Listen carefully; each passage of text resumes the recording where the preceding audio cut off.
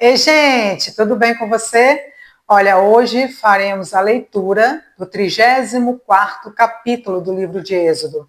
E como passou rápido, né? Gente, passou muito rápido. Tá vendo? Quando a gente coloca um desafio, coloca um objetivo, a gente consegue entrar ali naquela linha de disciplina, né? Não que não tem nada aqui, enfado, cansaço, ó terra, ó céus. Não, não é isso. Mas a gente começa a fazer a coisa de uma forma um pouco mais natural, né? De uma forma um pouco mais carinhosa, de uma forma. E você vai gostando do processo. E esse objetivo, no meu caso, é particular, é pessoal, né? Eu sempre gostei de leitura, sempre gostei de ler a Bíblia, mas eu não tinha uma disciplina, eu não tinha uma rotina, né? De dizer assim, não, hoje eu vou. Eu li a Bíblia, não tinha um horário, não tinha. Né? Então eu comecei a colocar realmente horário para estudo, horário para leitura, horário, então, né, para que eu entrasse numa rotina, nada aquela coisa certinha, muito cheia de nhenhenhé, não, mas sim com uma certa disciplina, né? E eu te incentivo a ler a Bíblia. Por quê? Uma vez eu fui a uma imersão, foi uma das imersões que eu falo assim, se eu tivesse que pagar o ticket lá, sei lá, 4 vezes mais, eu pagaria, pela forma com que eu absorvi, né, esse conteúdo. E eu lembro que o meu mentor, ele falou assim, olha, se você já sabe ler, você já sabe muita coisa. E você já sabe ensinar alguma coisa. Eu não estou aqui para ensinar algo ou alguma coisa, mas para exercer aquilo que eu escutei que me impactou, que é, se eu sei ler, eu posso contribuir. Eu lembrei de quando eu era adolescente, né, que eu ensinava meus sobrinhos a ler, né, montava ali, quase todos os dias era hora de ajudá-los na lição de casa. E eu aproveitava que ia ajudá-los na lição de casa e reunia como se fosse uma escolinha mesmo, né? Faria ali um quadro e tal, e ali eu começava a desenvolver a leitura de um, de outro. E eu tenho um sobrinho que ele é muito comédia, ele é muito engraçado. Ele estava na fase do Joab, só que ele já estava maiorzinho, né? Na fase do Joab querendo ler só figura, mas com preguiça de raciocinar e ler a palavra, né? E aí um dia eu falei assim, eu vou pegar ele. Eu fui, peguei uma figura onde tinha uma representatividade de espécie, né? Ou seja, parece uma coisa, mas pode ser outra. A mesma coisa que aconteceu com o Joab outro dia, né? E aí eu falei assim, ó, eu sei que ele sabe alguma letra do alfabeto, eu não sei se ele sabe tudo, então ele tá lendo só figura, então eu vou testar ele agora. E aí tinha uma ave na figura e embaixo tinha arara. E aí ele viu, olhava para a ave, parecia assim, né, uma arara, mas ao mesmo tempo podia ser um louro, né? Na mente dele, ele fez um mix. Ele olhou assim e falou, ô Guinha, eu acho que esse nome aí, eu falei, ó, não é a figura, é a letra, para você absorver o conhecimento, não ser enganado pelas figuras, entende? Então eu quero que você leia a letra. E aí ele, isso é um A, é um A, é um alolo. Gente, os outros dois primos, né, caíram em cima dele. Então, o que eu quero dizer com isso? A gente chega a uma fase na nossa vida espiritual que a gente fica lendo figuras, ou só de ouvir, a gente fica com preguiça, ou às vezes, na ilusão de que estamos aprendendo da forma correta, a gente escuta ou bebe de muitas fontes, né? Inclusive ontem isso foi um tema, aqui, um debate entre eu e, enfim, aqui na sala, na hora do meu estudo bíblico mesmo, né? Enfim, que a gente está aqui desenvolvendo um estudo bíblico. E aí, o que aconteceu? A gente entrou nesse consenso de fato, né? Quando a gente escuta muitas coisas por aí, podem ser que tenham muitas meias verdades. E a meia verdade, ela é figurativa, ela não é a verdade num total. Ou seja, o meio que nós somos mais enganados são os meios figurativos. Na maioria das vezes a pessoa fala assim, eu conheço fulano, mas conhece como? Só conhece de vista ou conhece de fato a pessoa por conviver pela palavra. Então, Jesus também tinha essa preocupação, onde ele chegou para os discípulos e perguntaram assim: quem eles dizem que eu sou? E aí os discípulos disseram: dizem que o Senhor é João, dizem que o Senhor é Elias, dizem que o Senhor é a encarnação de tal profeta. E aí Jesus teve uma preocupação íntima ali naquele momento, perguntou: e vocês? Quem vocês dizem que eu sou? E todos ficaram em silêncio. Mas Pedro foi tomado do Espírito Santo e manifestou a real identidade de Cristo, né? Que ele era o único Filho de Deus, que ele era o Messias e que veio para salvar e nos livrar da morte, do pecado, fazer justiça por nós. Então, né, traduzindo a fala ali daquele momento de Pedro, né? Então, assim, nós precisamos realmente ter o entendimento não ali da palavra, eu vou decorar o texto, não, para eu ensinar alguém, eu vou ter que decorar o texto, vou ter que decorar o capítulo, o versículo, a frase inteira. Gente, leitura é você, a Bíblia, uma oração pedindo ao Pai para que te direcione, que te dê entendimento. Sabe ler? Faça isso. E melhor ainda, se você souber ler, somente ler e ler assim para uma câmera e compartilhar, dividir do pão. Porque mais do que o pão, a comida que a gente alimenta para o nosso corpo físico, essencial é esse alimento aqui que nós possamos compartilhar. E de repente você diz assim, mas Agna, tem tanta gente fazendo isso. Bom, se você quiser ser tanta gente fazendo isso de uma forma competitiva, realmente fica ruim. Mas se você quer fazer isso de uma forma simplesmente para que você leia o Evangelho, aí você vai esquecer de qualquer coisa lá fora do que te falam. Se você é A, é B, se mudou, se virou a crentona, quer virar santinha, que isso, que aquilo.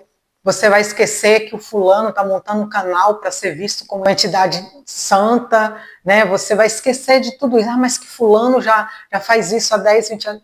Esquece o fulano, esquece a pessoa, esquece as críticas, ou até mesmo debate. A única coisa que eu imagino que alguém que saiba ler e pega a Bíblia e ler um versículo aqui por dia e deixa gravado, está fazendo nada mais, nada menos do que o que o Senhor Jesus nos ensinou. Ide e falai do Evangelho. Pregar o Evangelho significa que você tem que ser um teólogo, um pastor, uma pastora, né? É bom, óbvio, maravilha se for. Mas se você só ler e falar aqui da leitura, do jeito que está na Bíblia, você também está contribuindo para que o Evangelho chegue a mais pessoas. Tá bom? Desculpa pela introdução um pouco mais longa, né? Mas eu desejei no coração de expor aqui e que você possa aí ter o desejo de ler a palavra do Senhor e também compartilhar, tá bom? Bom, antes de ler, meu querido Deus, meu Pai, meu Deus Todo-Poderoso, Tu és o Criador dos céus e da terra, Tu és o nosso único Deus, o único Senhor, pelo qual enviou o Teu único Filho para nos salvar. Obrigado, Senhor, pela Tua palavra que aqui está. Que ela possa encontrar repouso no meu coração e que ela possa fazer diferença em mim, Pai. Senhor, me perdoa pelos meus pecados, pelas minhas falhas, me dá direcionamento e me ensina através da Tua palavra. É o que o meu coração está sedento, para que assim, sendo a sua vontade, o Senhor conclua a tua obra em mim. Eu te peço e te agradeço em nome de Jesus. Amém.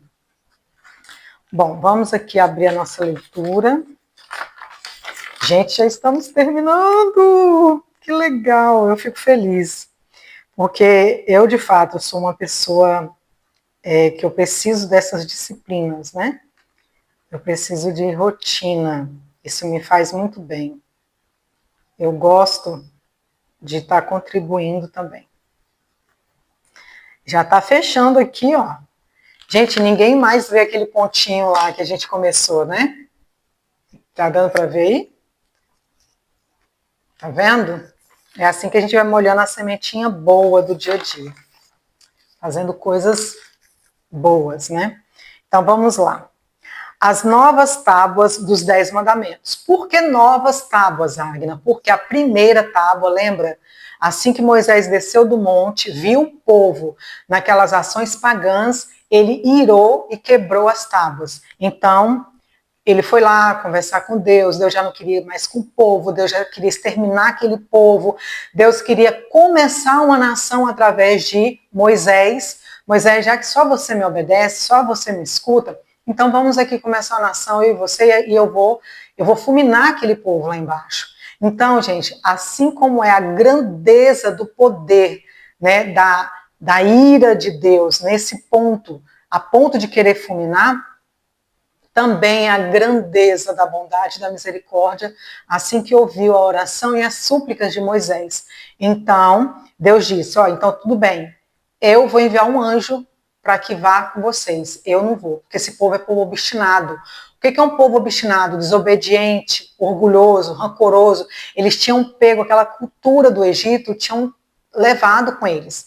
Deus tirou o povo do Egito, mas o povo culturalmente, né, e mentalmente, emocionalmente, espiritualmente não tinha arrancado o Egito deles.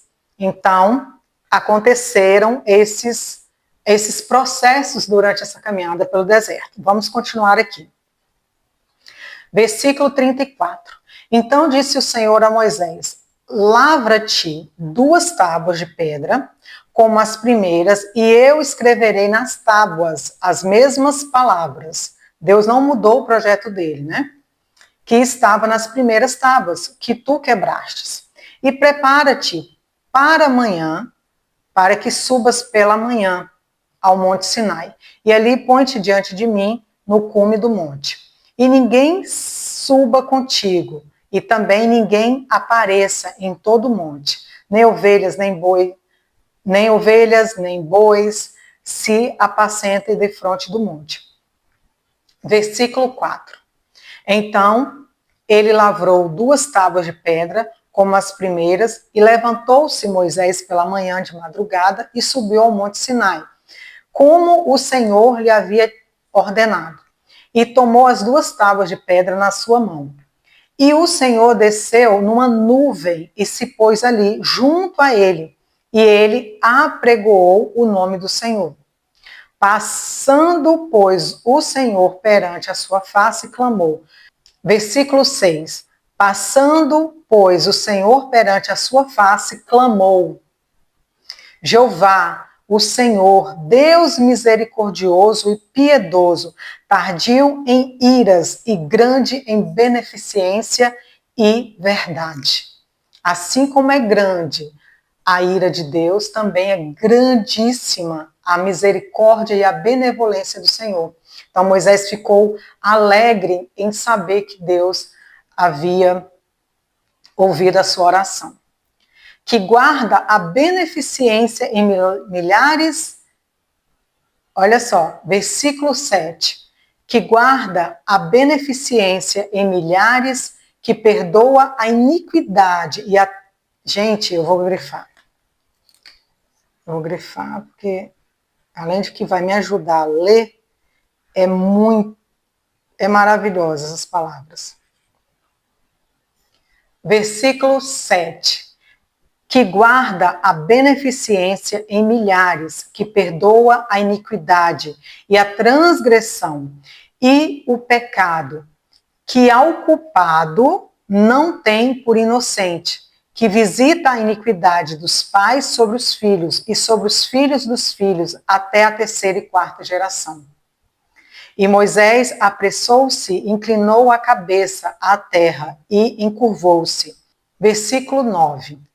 E disse ao Senhor, se agora tenho achado graça aos teus olhos, vá agora o Senhor no meio de nós, porque este é o povo obstinado, porém perdoa a nossa iniquidade e o nosso pecado, e torna-nos pela tua herança.